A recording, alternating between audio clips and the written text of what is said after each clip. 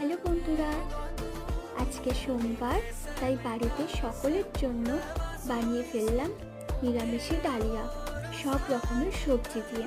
এখানে কিন্তু আমি আলু, বিন কড়াই, গাজর, কিশমিশ, এমনকি সোয়াবিনটাও দিয়েছি। এটা দেখতে যতটা অপূর্ব লাগে, খেতে তার থেকেও বেশি টেস্টি লাগে। তোমরাও অবশ্যই বাড়িতে বানিয়ে খেয়ে দেখো, দেখবে এটা দারুণ টেস্টি হয়। তবে হ্যাঁ, ডালিয়া যখন ফোটে তখন কিন্তু খুব সাবধান, খুব ছেটকায় ডালিয়া, তাই সেটা সাবধানের সাথে তোমরা অবশ্যই বানিও।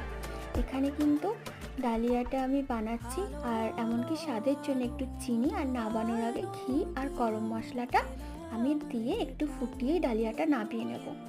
ভিডিওটা যদি তোমাদের ভালো লেগে থাকে অবশ্যই লাইক করো, কমেন্ট করো, শেয়ার করতে একদম ভুলো না। থ্যাংক ইউ, আর সাবস্ক্রাইব করে